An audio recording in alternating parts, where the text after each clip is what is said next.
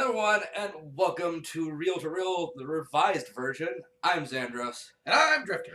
And today, for the, first episode of the new Reel, we're talking The Last Jedi. Now, this is going to be more of a vlog-style series, so, yeah, this might be a little long. It's going to be an interesting one.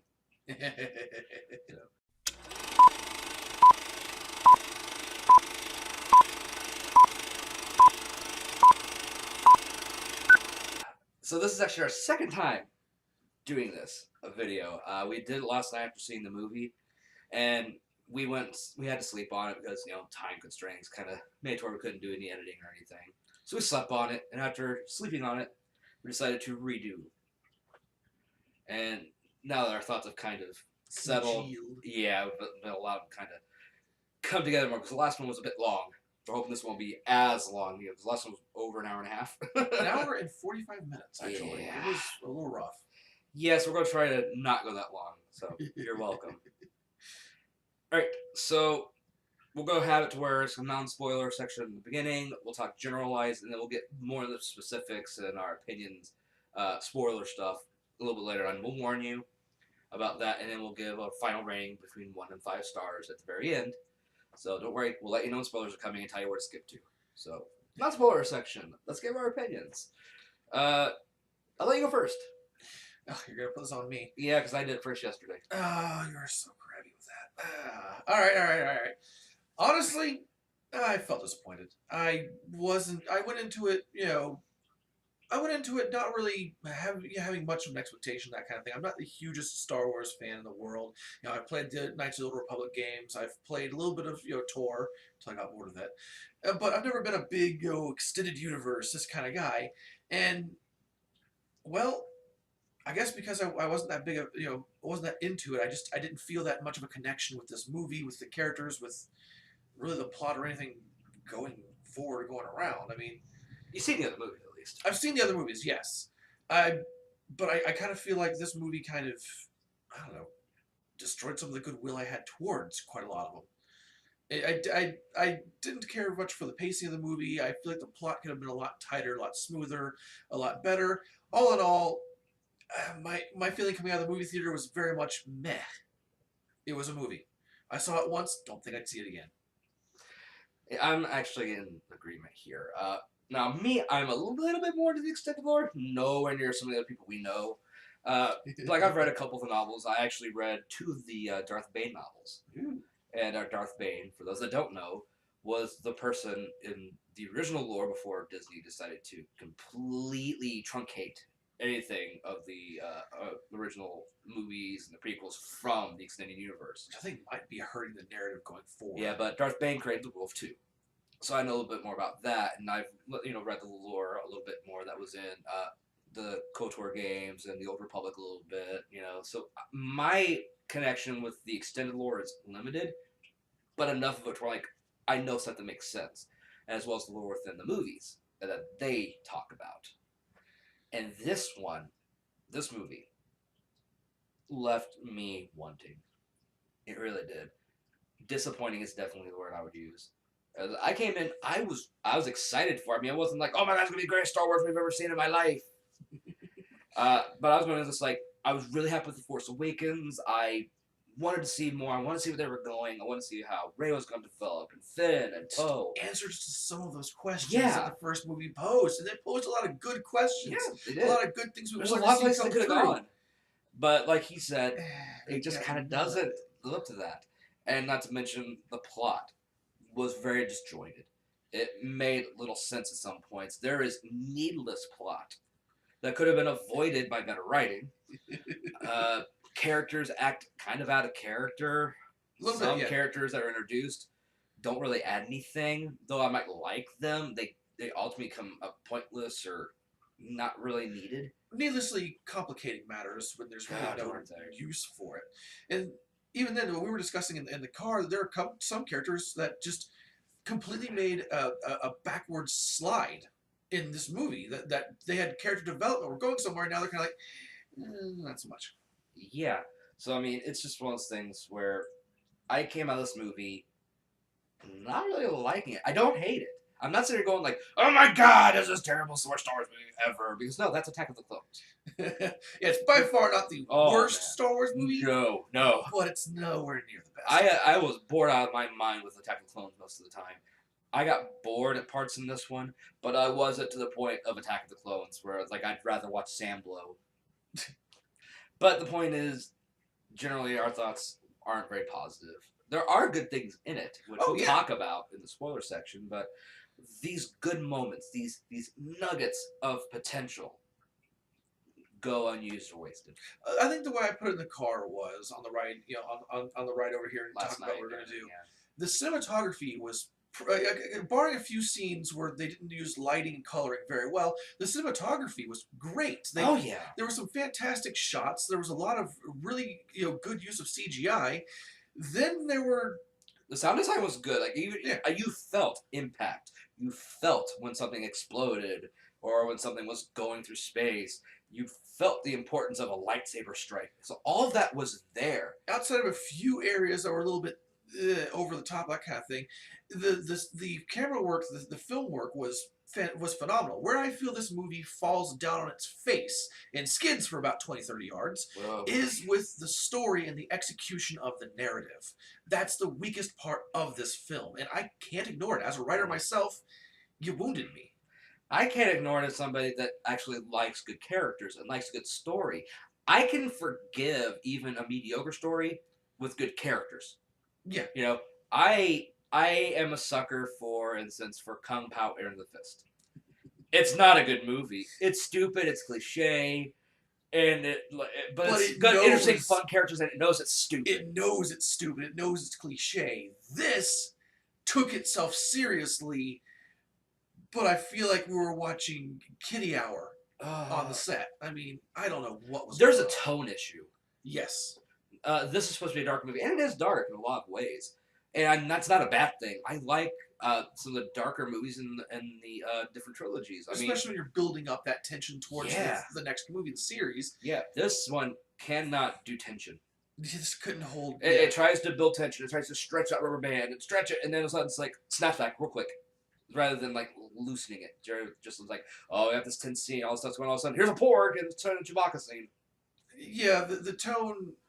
The tone bounced around almost as badly as all the different jump cuts between between the subplot and the main plot, and it really did destroy pretty much any sense of urgency that you would have normally had in a narrative, for the overall story that you're trying to tell here. Yeah, it was one of those things where you look at all the characters, where it's the main characters or the main focused side characters, which is about 12 people all together. Yeah.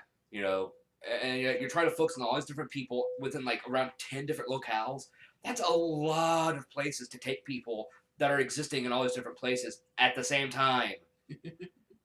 and like that's a lot to deal with, and you can't focus. I mean, if you look at any of the past movies, you have maybe 3 locations at any one time that has a character that we need to talk about in it. There's definitely a tighter focus. Yeah, and this one doesn't have that. Following a storyline to its completion before jumping, or if you have to jump, doing it for the sake of time. The sake of time to set something up. In this case, there seemed to be a lot of jumping just for the sake of humor, or just for I don't even know. And that I guess the humor was something you talked about a lot. Was a lot of it was it's jarring. Yeah, jarring. There's good uses of it. I like the BB-8 scenes. Like I don't think there was one BB-8 scene I didn't like. I might thought was stupid, which we'll get to, but that's not really the fault of BB-8 as much as where they put BB-8 into. But as far as BB-8 and the comic relief that BB-8 provides, I like it. I like the very beginning of the movie, which again not a spoiler at this point. At the beginning of the movie, they have there's an issue with Post's X-wing, and he does like, hey, BB-8, fix me. I can't, he can't fire. So BB goes down, looking around, and he sees one of these like boards sparking. Says, oh, puts out his little like finger thing and plugs it like it's a water leak.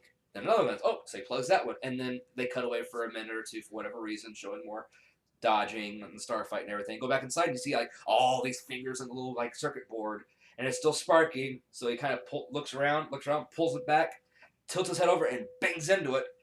Kind of shocking himself, so he had his weird little like screeching, And then Hank comes back on, it's like, yeah, good job. And then after he finishes what he's doing, BB pops up, shaking off the electricity and everything. Like, that was funny.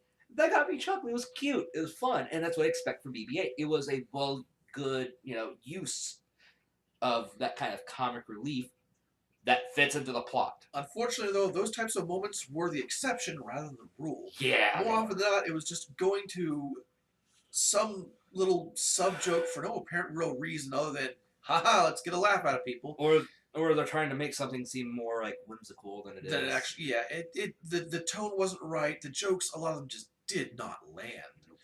And me, I'm a guy who likes to laugh. I'm cutting, I joke all the time. It got to the point where I was feeling annoyed, but it's like, all right, can we move on and get some story going here? Can we get something going? It just yeah. I mean, like I said, there were times that the jokes worked, but a lot of them didn't, and we didn't need that many of them. If you want to tell a dark story, that's fine. You can still have the little jokes for levity, but you can't give too much levity. The humor is best used to accentuate a situation. It shouldn't be the primary focus unless you're doing a straight up comedy movie. Then yeah, go ahead, go ham with it, have fun with it. But in a movie like this, where you're trying to tell an epic story, you really want to use humor as kind of a way to cool people down from one tense moment or another, not something that's slammed into the middle of we're trying to build tension. All you're going to do there is basically snap the cord of the tension you've been building and leave everyone just kind of waggling in the wind. And that happened quite a lot. Pratfalling in Star Wars. Yeah. I'm not saying it's never happened, but it's the way they did it.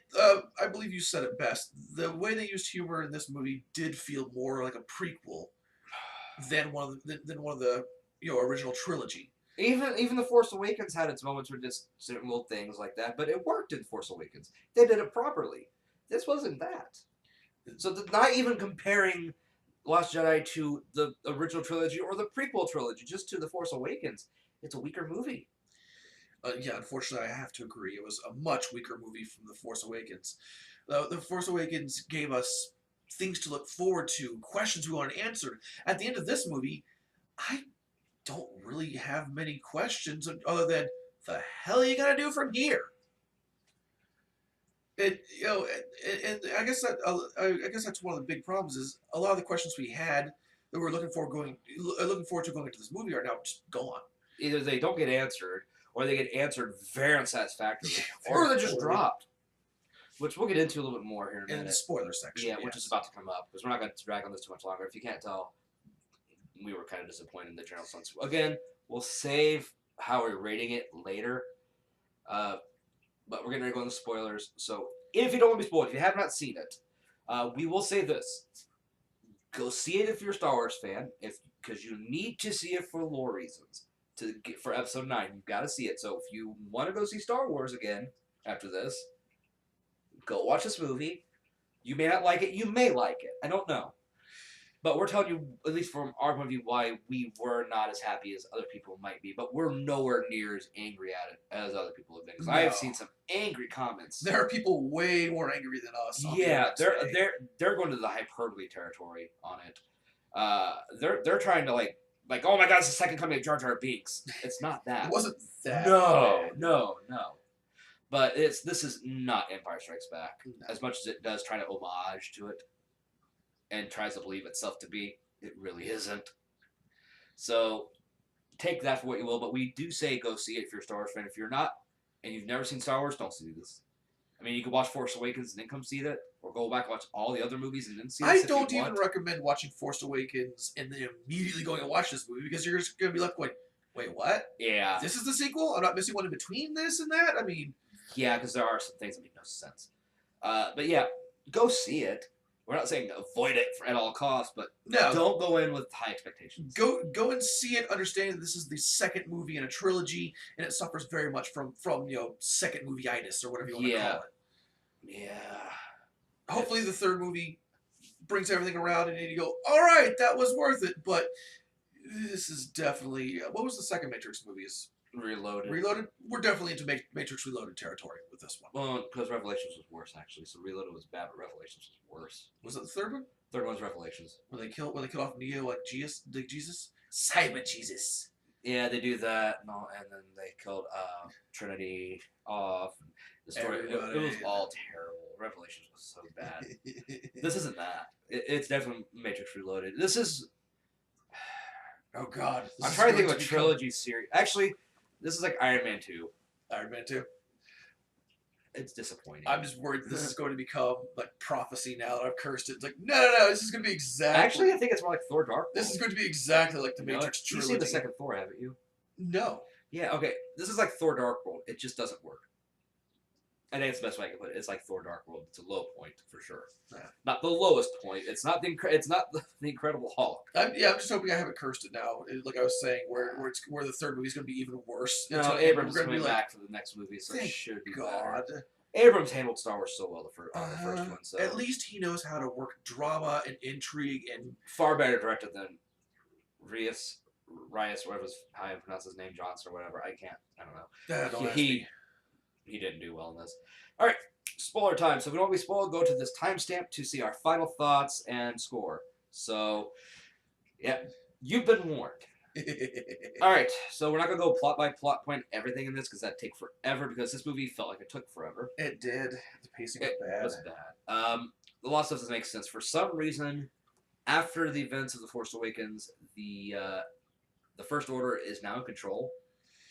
Even though the only base of operations they had was destroyed. Yeah, apparently that blowing up planets and whatnot isn't enough to get people to go, you know what, fuck these guys, let's fight them. And everyone's just like, yeah, all right, let's new overlords, slap the shackles on, we're good. Which makes no sense because their big fuck off weapon was destroyed. How are they going to threaten them? We're scary. We can do it again. We've got another one building. And probably the New Republic, all the people involved in the New Republic were on those 5 planets or however many it was that were destroyed in the last movie. So the New Republic's pretty much gone. The First Order has now completely taken over. And the Resistance, which is now a rebellion, is all that's left. And they're down to like one base of people. And it's only a small amount of that by the end. And here's the first problem. All that shit happens off screen in between movies. We don't know why. Like, I'm not saying that never happens, because every movie in this series has been like that. Yeah. But the way it happens here in such a short time makes no sense. Pretty much. You're going from the first movie going, hey, there's this building rebellion. We're gonna rebuild the Republic. It's gonna be this whole thing. And then it was like but the First Order was a remnant of the Empire. A remnant. Not even the full friggin' thing with all of the ships and all the power and all. No, it was like a fleet of them. Yeah. For what's left of the Empire that was taken over by Snoke. Yeah, but now at the beginning of this movie, they control the whole fucking thing. They control the galaxy now. Makes no damn sense. Why? How? So, whatever. They won it in a poker tournament. I'm convinced. Yeah, and then you have Poe's little fight with this fuck off dreadnought, which it was cool. This massive Star Destroyer, even bigger than the fucking Star Destroyer from Return of the Jedi. Right. And he destroys all the surface cannons, and they have these bombers come in, which I was thinking, Y-Wing bombers. I like the Y-Wings. They're cool. No, we get these, modified looking B-Wing style bombers. Like, they're huge. They have these big bays that they somehow drop bombs. It looks like someone took through space, they drop bombs. Yeah. Which makes no sense. Space bombs. Yeah, like little ball bombs. Like, why are you dropping ball bombs? It's like an energy, like a projectile torpedo? Or something that launches them down. Now, apparently, there's just gravity in space is just going to pull them down. I mean, it kind of would technically. Not nearly that fast, though. No, it'll take us some time. Gravity doesn't work weird. That way. Because the planet's still right there. Yeah, the planet's still right there and everything. It's just. But basically, this dreadnought has a fuck me spot, and you can drop bombs on it, and they'll destroy it. Every bomber but one, is destroyed. One makes it towards the end, but it gets destroyed and dies after it makes its payload drop, which is connected to another character in the movie, which instigates her joining the plot. Basically, there's a way they could have actually saved this themselves. The dreadnought could have. If you save themselves, just do this. Whoop.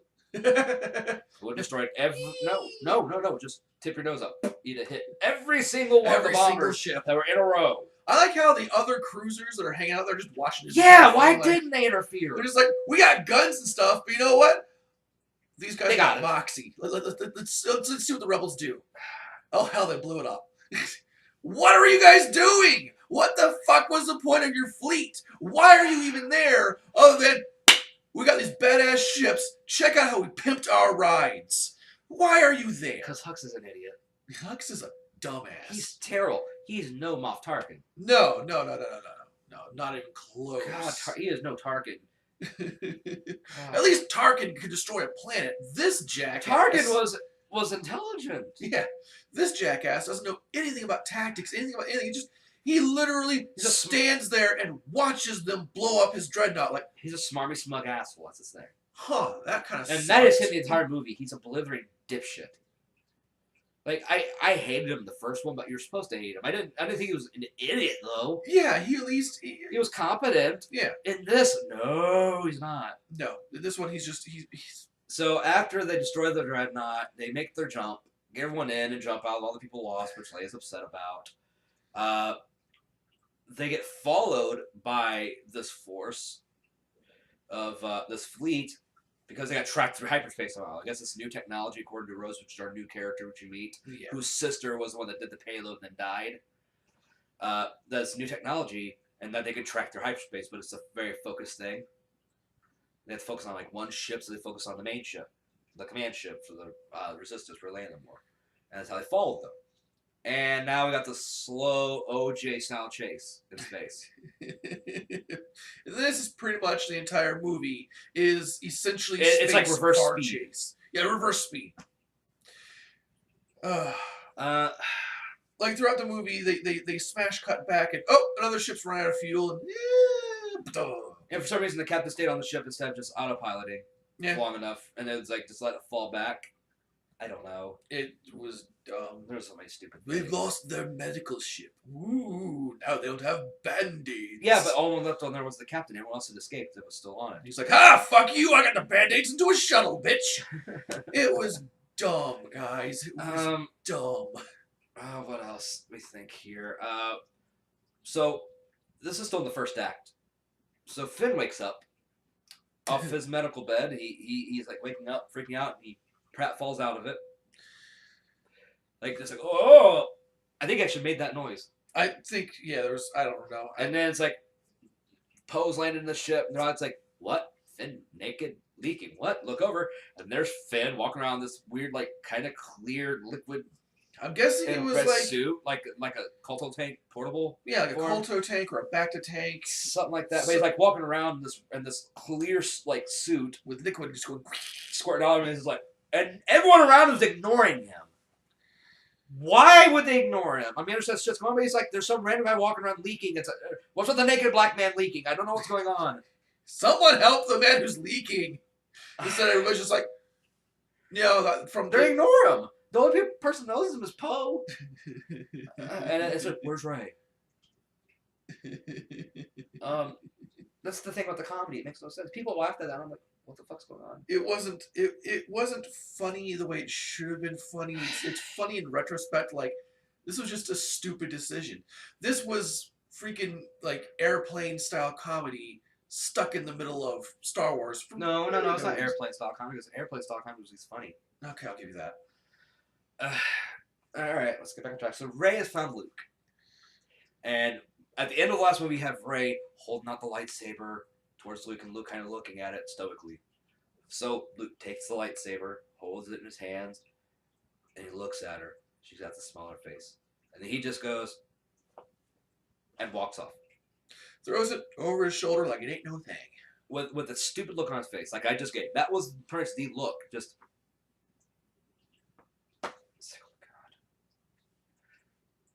That is not how you handle that scene.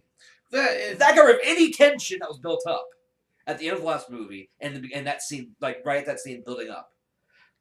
They could have done that so much better. And this is Luke. The entire movie is being flippant, is being an asshole. I actually think this scene is a proper representation of this movie as a whole. Abrams hands off this movie, this potential, to this new writer, and he takes it and flips it over his shoulder and just, I'm going to do whatever I want. Let's go climb these rocks and hunt a fish. And milk a weird alien animal that gives off blue or green milk, whatever it was. I know there's like the blue milk or green milk. Way too human-looking sets of like quad titties. It was Yeah, like it doesn't disturbing. look like an udder. It looks like It looked like titties. human breasts. It was disturbing. It was. And I like the way they do the scene, him milking it. He has this thing, and he's like, and he takes a drink and just like looks at the camera, kind of at Ray, like slightly off towards Ray, and she's all disgusted and everything. And I'm sort of like, does this scene? I like you don't like the way it was filmed made no sense, and the way this film's trying to be funny. At this point, I think they were just doing that to pay off the guy who does CG. Just it wasn't CG; it was practical. I think practical, kind of partial. Either way, I feel like this scene was only done so that someone got paid. It just it. I think it was trying to make him like. Well, it just. I think it was trying to make him like kind of like Yoda, just like a kind of crazy hermit, crazy space hermit. No, it didn't do what they did with Yoda. Yoda was charming when he was doing that. Old man Luke was not charming. Luke shoots. Old man, no harm guy. You know, that's not that. No, mine.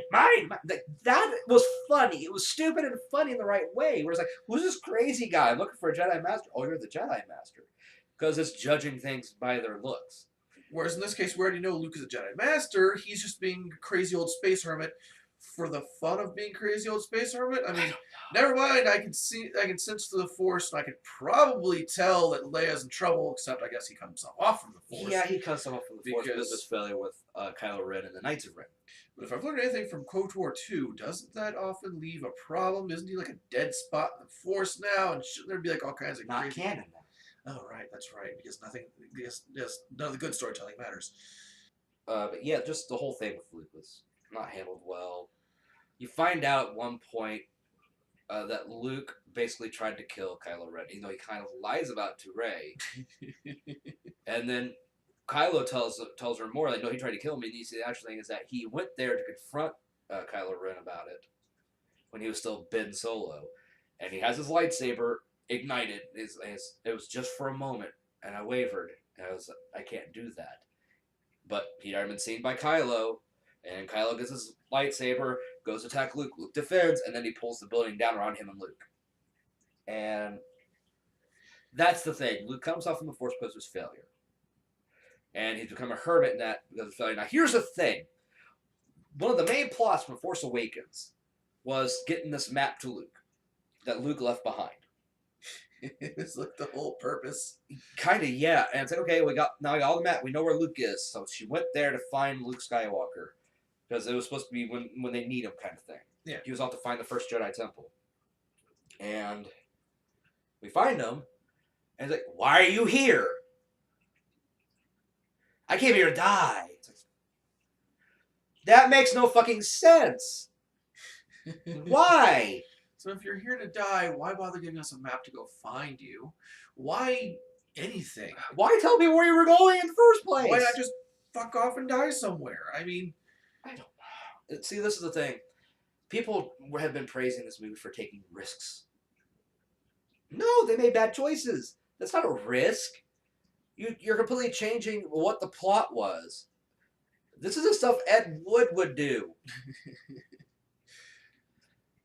Don't completely make one of the main plot points of your last movie pointless or make no sense. That's why we make fun of the prequels. This isn't a risk. This was stupid. That part was. So the whole thing with Luke is pointless from the last movie. It's rendered null and void. Hell, Luke was almost pointless in this movie too. In a lot of ways, they completely ruined his character in a lot of ways. Though there is a point where Yoda's ghost comes back and has a talk with Luke, which I was fine with that. Yeah. I liked that. You know, Luke gets a final lesson that he kind of learned before. After the whole thing with Yoda, telling him that it's okay to fail, because failing is how you learn, I was actually hoping, hey, maybe Luke's going to stick around for a while. Maybe we can see him come into his own as a Jedi Master. Instead of just being the apprentice and learning to hold his own, now he has to learn how to grow, take on more of a parental role, and become the teacher to the next generation. Instead, no. He makes a force projection of himself, galaxies, systems away, and it ends up weakening him to the point that he's dying more or less, and he becomes one with the Force and at peace. Yeah. And Force goes off. Yeah, so there's no more character. So they kind of rip Luke Skywalker down to slightly build him up a little bit, and then just poof.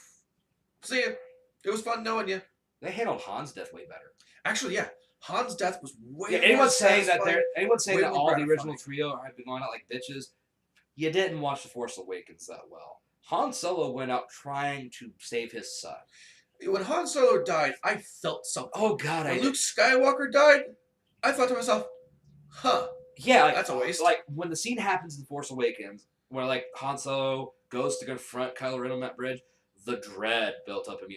I felt dread in the theater when I watched that. You felt genuine emotion. I'm like, oh no, because he's gonna die. I knew someone was gonna die in that movie. I knew someone was. I thought it was gonna be Chewie at one point. Oh yeah, I was. And I'm like, oh, they're gonna kill Chewie off like in the books. Okay, this is gonna be good. And it's like, oh no, it's gonna be Han. The second I see that bridge, the second I see Ren on it, and Han telling everybody stay back, he's gonna go. I'm like, they're gonna kill Han Solo. And I'm watching, and I'm waiting, and just that happens, and the look on their faces, and everything that happens, I'm like, that was handled so well. So don't let anybody tell you that, oh, we're going like bitches. No, this is just a hyperbole speaking from those kinds of people. But the Luke Skywalker death, is just he goes out as a character. He deserved way better. Yeah, it was way better than what he got. Yeah, speaking of a character that should have died, let's talk about Leia. There's a scene in the end of the first act where they're being assaulted, the command ship's being assaulted by fighters. Kylo Ren is, going out in this fighter and everything because Snoke's kind of pissed him off and hurt his feelings, and goes around, they're shooting up everything, and he goes to target the bridge where Leia's at. He's got his thumb on the trigger, and they're force sensing each other. He lets go and doesn't shoot. I'm like, okay, well, the other fighters come in, they blow it up. You see the bridge blow up behind Leia. You see her there, and all of a sudden the fire engulfs her. And then all of a sudden they're blown out into space by explosive decompression. And I'm like, holy shit. Like, I kind of figured that's how they're going to kill her off. It would have been a good death. Yeah. It was a good scene. It was dramatic. It was done well. You felt for her when she, when she died. Yeah, because I thought, because this was in the trio, I'm like, oh, wow, so Kylo's going to kill his mom and his dad. No. And I'm like, okay, this could have been better because, like, he doesn't kill her, but that remorse is there. That confliction can still be there. Yeah. But someone else does, and some unnamed, trooper does it. Unnamed TIE fighter pilot. Which, like, that could have still worked. It's a casualty of war. War happens like that. Right. And if they would have left it at that, let people mourn over Leia going, and after everything, Carrie Fisher, it was a great way for that character to go out on her ship trying to save people. Yeah, she would have gone out as a hero. It would have been a story of the horrors of war. Yeah. It would have been a good poignant moment in the series. And it would have been fine with the dark tone. I was like, God, that hurts, but I'm okay with it. Yeah. And then you see her floating in space, like, oh, is this like a traumatic thing where they kind of get her body as they're going by or something to give her a funeral? Right. Maybe. You give her a or maybe Kylo Ren gets the body and does yeah. something with it. I don't know what they're going to do. All of a sudden, she's floating there. You see, like, the ice crystals have built up a little bit. Not a lot, just a little bit. Floating there, and you see her hand twitch. And I'm like, what? And Twitch went, no. And her eyes open. And using the Force, she has somehow preserved herself in the vacuum of space. Without oxygen. Keeping her body temperature regulated. And rights herself up enough and Force grips her away, I guess. Like, she grabs on the ship and Force pulls her away back to the ship and is able to, like, get to an airlock. She goes all the way through the destroyed bridge. And they do it in such a way that she looks like she's, flying, and it's very... Like Superman. Like this. Instead of, like, the fist is open hand. I think I described it best that night. They gave her fucking Disney princess powers. This couldn't have been more obvious if they had the bluebirds from freaking Snow White come in and pick her up by the robes and fly her in. It was this egregious, this bad, this terrible, this schlocky. Straight up schlocky, dripping with just Disney garbage. Filth. They had an opportunity to let it go like that, and they couldn't do it. No. The writer had the perfect moment to call for Leia. Yeah, a great send-off for that character. It was heroic. It was sad. Yeah. It would have been the right note to hit at that moment to make you really want to see Kylo Ren get his comeuppance. See the First Order. The First Order, get wrecked. But no, instead, I guess Leia got trained to use the Force somewhere off camera. It's never No, mentioned they and didn't never mention touched Luke again. ever training her. She's untrained as far as I know, and she can control all this. She can survive fire, survive sub-zero temperatures, Which is the beginning. vacuum of space, Yeah. and is able to use force pull. I'm beginning to get really annoyed at this point with the new series, with all the people that show up out of nowhere and can use pretty complex force abilities with no training whatsoever. This makes no sense in They've any of never the done this. canon, but all of a sudden everybody's just like, well, there's no more Jedi or Sith or anything, so we're just gonna self-teach ourselves and woo! It feels like that bullshit argument about pulling yourself up by your bootstraps. God damn it, if there are no fucking bootstraps to pull yourself up from, you ain't pulling yourself up. If there's no one to teach you how to use the goddamn motherfucking force, you're not using the goddamn motherfucking force. You're not going to use it competently. Not like that. No. That was incredibly complex stuff. That's a lot of regulation. It's like that was actually kind of a thing you could do in KOTOR's. Use like a force shield kind of thing, or something to manipulate like heat resistance stuff like that.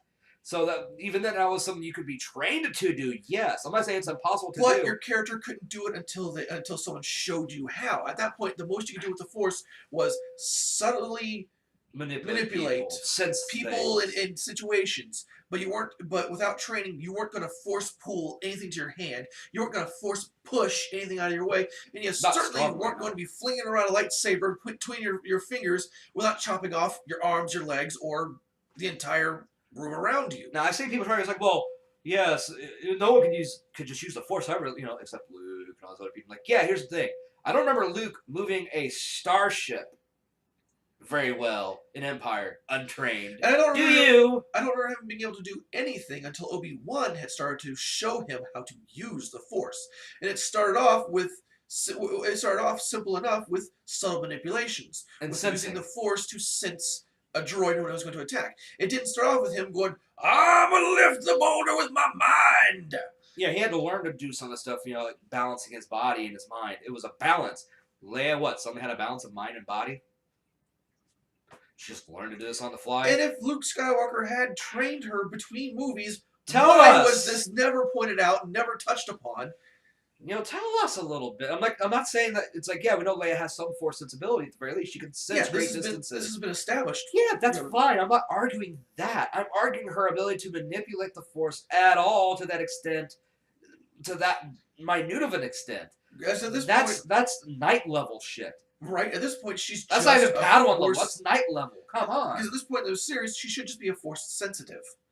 She has no training. She can maybe get slight visions from the force. There's no way she's force gripping and flying herself. She hasn't found any of the Jedi teaching, as far as I know, self-taught. It's ridiculous. They gave her Disney princess powers. End of story. And this is another problem we have with Rey in this, because of what they've done with Rey. Rey's parents are nobodies. That's the big reveal. Yep. Sorry, guys. So anybody can be a Jedi. Fine. We understood that. That's old hat. Everyone knows anybody can be a Jedi. You just have to. Anakin wasn't anybody. Yeah. But there was such build up and question in the community and in the movies, or in the first movie, about who were her parents, that they made it a significant part of her character. And in this movie, just fuck that.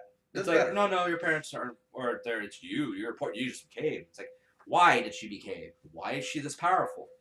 The why is not answered.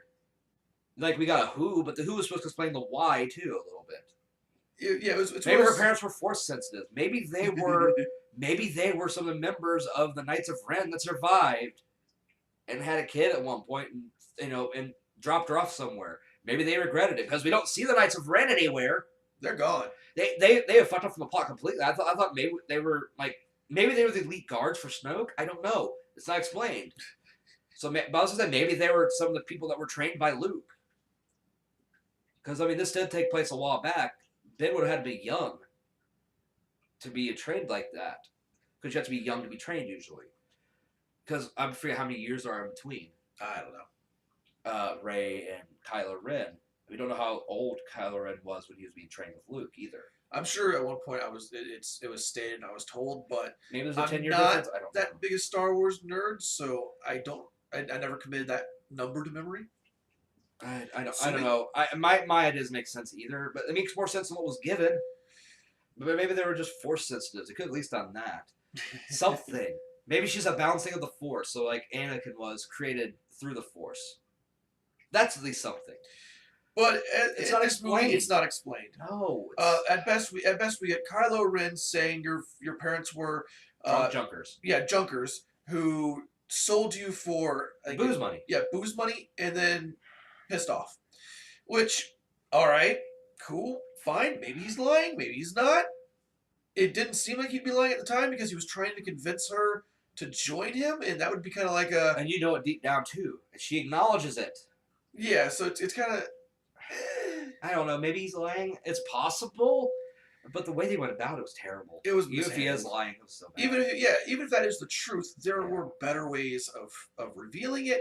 It was mishandled. It was poorly. Kylo Ren was a little bit better in this movie. He was. So that's a plus. I mean, he wasn't perfect. I like Kylo Ren being more of a temper tantrum kind of person in the last movie. Like, he just has these bursts of rage. It made his character interesting. Yeah. In this one, he has one, then he's kind of just, for a good chunk of the movie. Near the end, he gets bombastic again. But for a lot of the movie, he's just kind of subdued. Should I still say if he ever does become a Darth, his name needs to be Darth Tantrum? Well, remember, get rid of the past. Let go. Just let go. So the Sith, the Jedi, everything. He doesn't care about the Sith. He's not a Darth. There's no Darth. It's not Darth Snoke. He's just Snoke. So even then, he's not a Sith. He's a Dark Force user at best. He'll still be Darth Tantrum in my heart. Yeah. Hey, you helmet!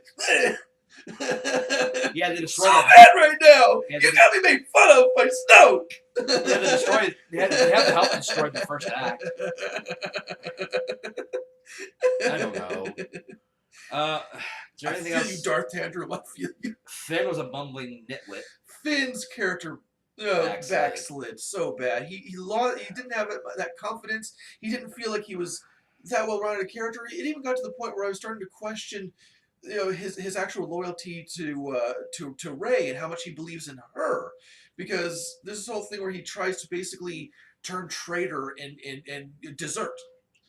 And it's just like To protect her. To protect her. I have to. It's like, dude, come on. You're better than this. You're bigger than this. Your character was. And this is where, and we meet Rose through him. Rose is the sister of the girl from the gang that did the bomber run. Which I have to say, as a character, I like her. People were giving her too hard of a time. No. Like, I've seen people call her the fat Asian chick. I'm like, guys. No, I mean, She's not fat, first of all. Second of all, what are you talking about? Like, her looks have nothing to do with anything. What the who fuck? cares? Seriously, don't be dicks. Exactly. As far as the character goes, I It's like time the to character. stop shaming women over the way they look, guys. Just quit it. Well, Done. Don't shame people in general. That shit. Unless they're assholes, then shame them all you want. If they're like we do to Donald Trump all the time. I'm not saying you can never make fun of somebody's appearance, but don't make fun of their appearance just because you don't like a character. It's one thing if they're complete shit people, but if they're just a person, don't be a dick. Especially when we're talking about characters. Don't bring the actual actors into the character. You know what I mean? This is the director's fault. I wouldn't want, I wouldn't want to go up there and be like, oh, who's new Butterface Jedi? I'd be like, fuck, man. I can't even do anything about this. This is how I was built, assholes. So don't do that to somebody else, because you wouldn't want it done to you. But as far as Rose as a character, I like Rose as a character, though the plot they gave her, a lot of it with the casino, what was it, Canto Bight? I don't remember. I think it's what they called it. I don't know, the casino planet, or the casino city on that planet. It's it was just ham-fisted, unnecessary. Ham-fisted, animals mistreated bad, kids mistreated bad, slavery, rich people profiteer war bad. All right, that actually could have been a valid subplot. Yeah, but they didn't use it. Well, no, the whole casino thing felt out of place. It was like a casino on a cruise ship. Kind of thing. It felt so out of touch with Star Wars and the aesthetic of it. It was terrible. Even the prequels felt at least in line. This felt like the 50s diner in Episode 3. That's what this felt like. It's out of place. All it ever did was disjoint the story even more. Because we didn't need it. We could have avoided Canto Bight completely. Yep. The weird dog horse things, the kids, the casino, all the people there, the fucking bullshit in the casino where, look at all these cool creatures, work weird, quirky shit. Oh, this little guy mistakes BB-8 for a slot machine and get mad he's not winning anything, bursts in his face, and does it again. The entire casino thing felt to me like Disney being Disney at its worst. The reason I can't stand Disney's stupid shit is it's too over the top. It's too just that. No. Stop it. Yeah, it's very in your face. Yeah, it's just. I hate Disney movies. All right. I don't worry. I do. I absolutely hate them. Can't stand them. Can't stand Disney in general. And it's a bit to do with my past, the fact that I had 3 sisters, and the only thing I wanted to watch were goddamn Disney movies. But it's one of those things where it doesn't resonate with me. I find it repulsive. The whole, that just, I can't really put my finger on it. There's this weird fake everything to it where it's so plastic and two-dimensional. And that's what this entire thing felt like. It was overly CGI. It was overly produced. It was too many resources went into this goddamn scene. And all you got out of it was slapstick, gag humor, and stupidness. And a pointless plot. Yeah, pointless. Yeah. Okay, so this whole thing basically happens because the Vice Admiral takes over for Leia while she's recovering, has a plan that she will not tell Poe about. So Poe ends up getting with Finn and Rose on this mission to try to stop this technology that's tracking them through hyperspace.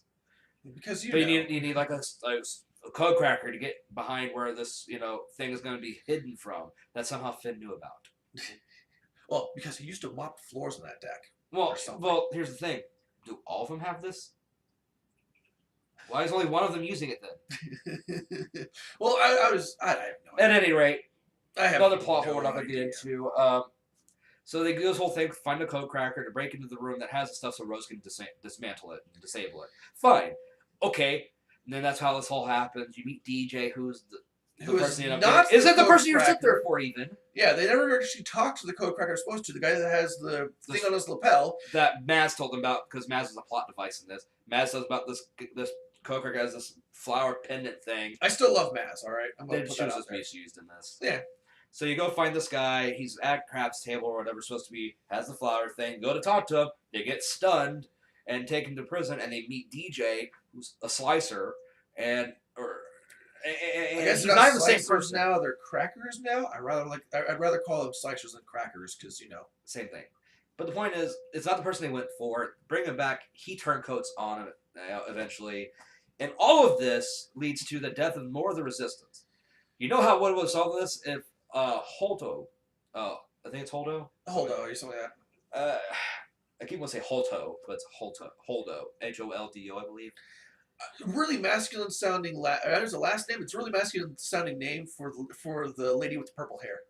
It's whatever. It's whatever. It's her name. I didn't mind her character. It's just her character plot point was stupid, where she doesn't tell Poe the plan. Because she didn't tell Poe the plan, it led to all this bullshit. Because it ends up killing more of the resistance. Every great general knows you never tell the men what you're planning on doing until the very last second when you're doing it. That way, none of them can get in the way and screw everything up. Rather than saying, hey, I've got a plan. This is what we're going to do. This is how we're going to survive this. This is what's going to make the entire thing work. I need everyone to come together and pull this off flawlessly. Instead, her hiding information for no other reason than, I want to look like the bad guy for a little while just to make you wonder, leads to a fucking mutiny. Leads to the instability on her ship, which means she's a pretty shit admiral. Because if you knew Poe was a bit impetuous, was a bit hot-headed, was a bit rash, he's the first guy you're going to say, hey, calm down. I've got this sorted. I have this plan. I need you to do this and this and this. And then when Finn and Rose come to Poe with their plan, Poe could be like, but Holdo's actually got this brilliant plan that we should do instead. There's no reason for you to somehow slip your ship away from a pursuing fleet. Well, they're not focusing on little ships. But the point is, it makes no sense. This is why the Empire's stupid. Every time they don't focus on a little ship, a main character escapes on a little ship. Yeah. Every goddamn time! The First Order's as bad as the Empire. If something comes off that ship, blow it the fuck up. I don't care if it's a loose radar dish. Blow it the fuck up. It's only if you can catch it, though. Let's be fair. Right. But yeah, the whole thing could have been avoided. We could have not had that entire plot. Saved us so much trouble and fake tension. Yeah. I mean, they could have still sensed the ships leaving and everything and come back for the base thing anyway. because they could have picked up the signal being sent out.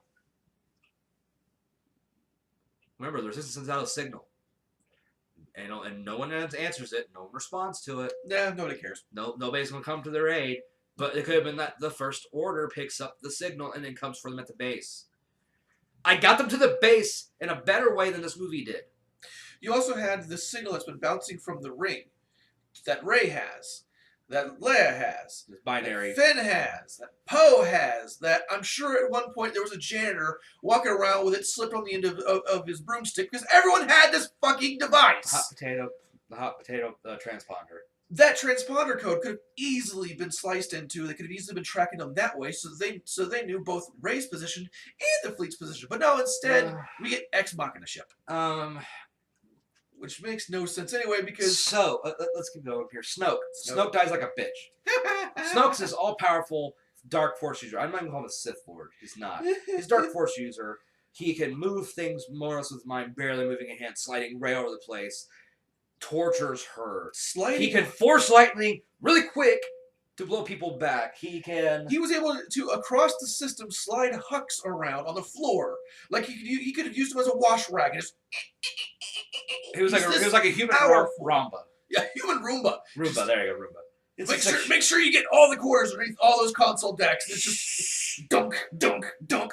He's this powerful, but he can link Rey and Kylo Ren's minds. He forced he can make a force link. bond. Yes.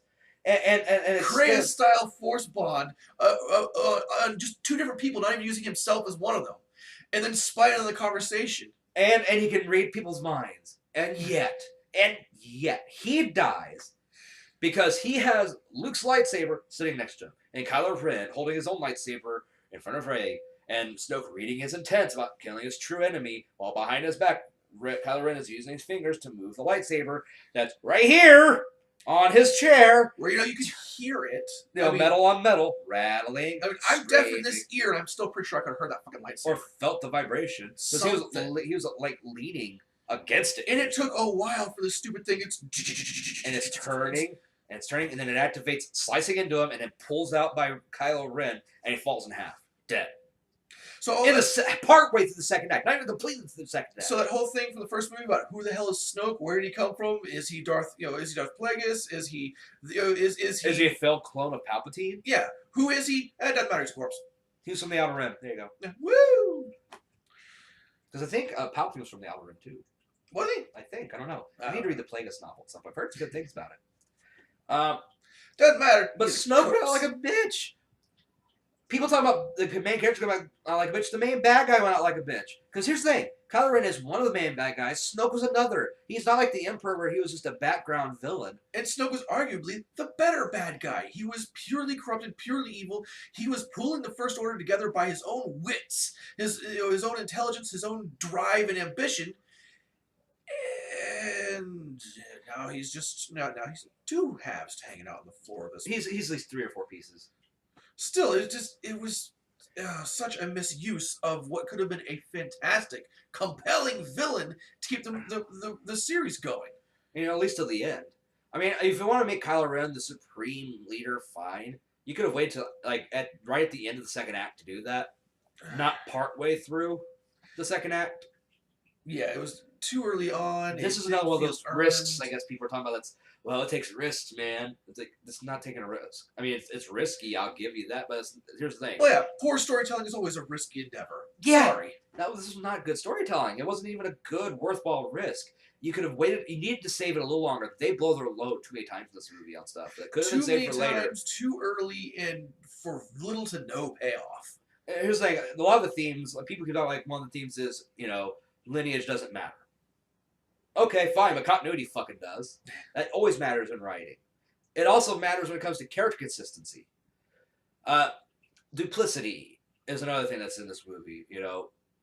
That light and dark doesn't necessarily mean that you're light and dark. It's like the whole thing with the weapons traders. They're trading to both the First Order and to the Resistance. Which, I'm fine with that kind of thing, but and I'm fine with the lineage doesn't matter argument. I actually feel like that would have been a better subplot to explore because that's something relevant to the real world that we can talk about.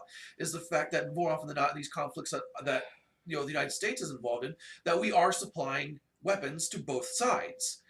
There's meat to that, but it went nowhere. And again, the lineage doesn't matter thing is fine to an extent. And it's like legends don't matter.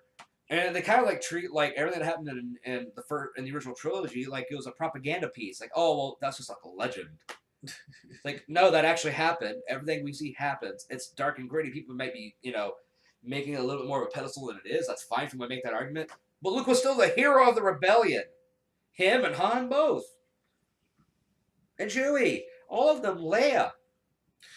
These people were important because they did important things. And I don't feel like any of the old cast was really used to their full potential. Chewbacca was a background character for jokes. Yeah, in most this of the movie. time. R2-D2 barely showed up. C-3PO was C-3PO, so that was least in character. Leia was fine, but she was bedridden for a good chunk of it. Yeah. And they gave her bullshit force powers.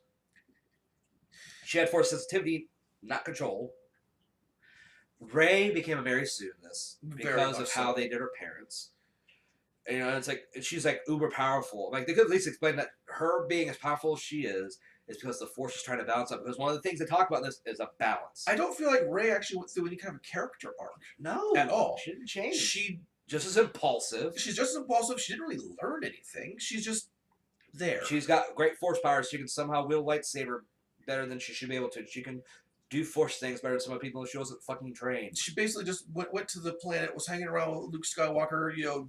Developed some force abilities through force osmosis or something, and then goes back to help fight. It's just I don't feel like her character went anywhere. No, not really. And I still don't feel like she has a better understanding of the light side or the dark side or the inherent dangers of either philosophy. I don't feel like she's settling into a true gray role somewhere in the middle. She's just there doing things to be I there. am the light side person. You're the dark side person. She's very much a Mary Sue now. Sorry, I defended her against that argument in The Force Awakens. As did I. Yeah, I felt she was a compelling character in The Force Awakens. I really wanted to see where she was going. I was excited for her story. Now not. Now I don't feel the same attachment to her. Now I feel it's like, hey, you were there for a movie. Congratulations, kid. You got screen time. And that's how I feel about a lot of them. Poe's development was pointless because of how it was handled. Like, he learns not to be as impulsive, and that's fine. At least he goes through a character arc. Yeah, I give that, and it was fine. Again, I don't hate Poe. His reactions were within reason for how it was written, but it was written poorly. It was written very poorly, and it reflects on his character badly. Yeah. Just because of how idiotic the leadership was. Yeah. Oh, by the way, did you notice that no one cared about Admiral Akbar dying? Yeah. Akbar's gone. Sorry, guys. It was a trap. I liked Admiral Akbar. Goddamn. All right, we've been talking negatively about the movie. Let's talk about some of the good things. Holdo's death could have been avoided if they had done the whole plot the way we were talking about, but because of how things went, everything the Resistance ships are getting destroyed because these are unarmed. She was trying to draw them off because they were kind of under cloak, but they get betrayed by DJ. So to save them from being destroyed, she turns the ship around. She activates building up her hyperdrive. Charging it up, she turns the command ship around, aims it at the First Order fleet, jumps into hyperspace, facing them, shreds most of them to hell. As what happened, takes off 1/3 of Snoke's ship. It was glorious. The sound work, the way it was shot. It went like the scene goes dead silent when she shoots off. You shoot, boom, and silence. Because everyone knows you don't go into hyperspace close to an object. You don't do it anywhere near a planet's atmosphere because it's going to disturb space around it. Or it's aiming going to shred you. It's going to shred everything around you. Yes. It's going to be a bad time. She uses this as a weapon, and she suicide bombs them. And it's beautiful. It is. And I like her character. It's just a poor writing. Yeah, under her character in some ways. It's a fantastic moment. Was a hero's death. In a rewrite of a better version of this movie, this scene stays. Yes, this Holy was crap! perfect. This stays perfect. What else? The camera work during on the planet, on the salt flat planet. Yeah. When they're blowing stuff up and you're seeing the red dirt from underneath the salt coming up and the thudding. The of scene the was fine. It just made no sense in certain ways. Some of the comedy takes away. Yeah, but the way it was shot was actually quite compelling. Very good. Very solid. A lot of what the fleet does makes no sense because there's a lot of just extraneous throughout the entire movie, there's a lot of extraneous ships that just stand around and do jack shit. And unfortunately, the AT-ATs in this case, aside from all trying to bombard and murder, Luke Skywalker, It's force projection. don't do shit No. throughout the rest of it. We're talking about good things. Yeah. Sorry. Good things. Not mediocre things. That was okay. Good things. I liked the carbuncle dogs. They were I do like the turnabout where the command ship gets hit pretty hard and blows up the hangar. Yeah. All those pilots died. Everything. All the ships are lost, and they're like, well, hell. Yeah, I mean, there were ways that was certain things that happened that were done good, but they were just ruined. Because in that moment, you do kind of feel for Poe, and you kind of feel like he just watched the ship get blown up, and you kind of feel him almost feeling like now he's useless. Yeah, because without that ship, his starfighter's gone. All of his shipmates and everything are gone. He watched his entire squadron wing burn in that hangar. Yeah, I mean, it was a rough scene. Yeah, and it helps build up more of his character's resentment towards what's happening and with Holdo's plan. So not telling him things. Yeah, that was done very well. Yeah, that's good things there. Again, we didn't hate Poe in this. No. Finn got annoying. I liked Rose despite certain writing issues. Rey could have been handled better. Luke could have been handled better. Kylo Ren was fine, though some of the writing for him got a little dull. Hux was annoying. Yeah, Hux was... I think I kept calling him General Malfoy he did in the original reviews. And I made a very chlorine joke during the movie. I don't remember when it was now. It was when Luke was explaining the balance of the Force. Or like and beyond feel the thing between. He's like, that's your midichlorians. I'm just like, oh. Those are microscopic organisms called midichlorians. That's almost as good as the joke I told at the Better end than the joke they did. At the end of The Force Awakens, when you see where they reveal Luke Skywalker, he comes out there. The first thing I lean over to my buddy is I didn't see it with him, and I'm just like, we got him, boys. We found Osama bin Skywalker. Got the row ahead of me and behind me laughing. I'm just like, yes. I'm trying to think about the good things about this movie. Okay, stuff about the movie that doesn't have to do with the cinematography and everything. That's what I try to talk about.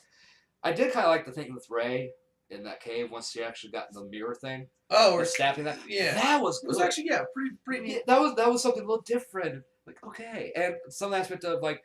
The Jedi were wrong and the Sith were wrong. There's stuff in between that's fine. That's fine. There's a legitimate argument for the Grey Jedi now, which is something I really think needs to be explored by the main series better because I've always found the Grey, I always found the Grey Jedi to be a compelling argument and a compelling narrative thing to go through. But again, there's not much to talk about in the overall that's good in this movie. There's a lot of mediocre and things. There's few good things to great things, but a lot of bad and lower end mediocre, and that's this movie in a nutshell. It's not good.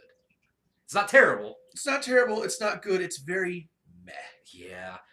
Honestly, if I ranked this movie with all the others, should we bring back the spoiler people? What? The people who we told to go away for spoilers. Do we need to tell them, hey, it's safe to come back now? Are we done with spoilers, or keep I think we're more or less done with spoilers. So. Yeah, welcome back to the people that skip the spoiler stuff. So, if I had to rank this movie with the other Star Wars movies, I put this above Episode 1 and 2, which 2 is my worst film, but below Revenge of the Sith and Return of the Jedi. And Return of the Jedi and Revenge of the Sith are very much in like the middle area. This one didn't work. This was a mediocre Star Wars movie, guys. Yeah, sorry. It was. But it wasn't terrible. I'm not saying it's terrible. No. It's just not good. Yeah, we're by no links in the Attack of the Clones territory. We're by no links in dealing with Jar Jar levels of bullshit. Comedy. Yeah. Comedy. Yeah. So overall, since we're in our rankings, we have to rank it. Give it a rating. Out of 5 stars, this gets a 2 from me. I have to stick with 2 as well. I can't even really give it a 2.5. I feel like it's below average. It really not is. Terribly below average. But definitely disappointingly below average. Yeah, that's kind of how I feel towards this. I don't hate this movie. I'm not mad at this movie. I'm mad at the potential not used. Much like a parent who knows their child can do better, I'm just disappointed in you, The Last Jedi. Yeah, I'm just disappointed in you. I know you could do better. I know you're better than this. There's potential. It just wasn't utilized. You're not living up to everything it could have been. Yeah, and mind you, we didn't go into this overhyped again. I went into this excited, but not overhyped. Because I'm I'm a Star Wars fan, but I'm not like these people that loves everything Star Wars no matter what. I can't do that. Now, when it comes to nerddom, I'm a jack of all trades, master of none. So I don't know that much about the deep, dives into Star Wars lore and everything. I tend to know a little bit about everything instead. Yeah. So, if you're not a Star Wars fan, you're not gonna like this movie. If you're a Star Wars fan, you kind of have to see this movie for the lore that's there, even if it doesn't kind of make sense at all. Other than that, this movie's probably not worth seeing a second time, guys. I'm not in theaters. If you want to buy when it comes out to watch it again and again, that's fine. And if you like this movie, we're not saying you're wrong. No. We disagree with you. We don't see it the same way you do. But again, if you like it, fine. But don't get on people like me and him that are giving good reasons for not liking the movie and aren't just hyperbole. Oh, this is worse than Phantom Menace and Attack of the Clones. This isn't that. We're not those people. We're not those idiots. We are the people telling you this is why we didn't like it and giving you this whole package of whys. We don't want you sitting here and looking at us like we're just hating on this movie. We didn't go into this hating it, wanting to hate it. We went into this. I wanted to love it. Actually, yeah, I was looking forward to a good Star Wars was. movie. I just. Yeah, and there's stuff we didn't talk about in the spoiler section that we're not going to talk about here because, frankly, everyone else is talking about this to death, one way or the other. So we're going to end this here. It's been long enough. So if you enjoyed yourself, don't forget to like, share, and subscribe. Don't forget to check out our other videos. Sorry it's been so long since uploads. It's just been personal stuff going on in our lives. Work's been ramping up a little bit for me because we're getting ready for the holiday shutdown and my job. He's been going through a bunch of personal stuff. A lot of medical stuff, and I've had a few people in the family in and out of the hospital. I've been to the hospital recently, and I have even had a family member die. So, sorry the content's been a little bit lacking, but we apologize for the lack of it, but there's been reasons behind it. Yeah. So we wanted to apologize for that before we left here, and thank you for sitting through all this. If you can stay through this, and feel free to disagree with us. Oh yeah, talk to us down in the comments. We're not mad if people don't agree with us, but do not come at us like we're just some Star Wars fanboys. All right, if you do that, we will tear your asses to shreds in the comments. Hard. I won't bother, but I will. I fucking will. So all hate mail needs to be sent directly to this man's Twitter. But if you also want to go, there's his too.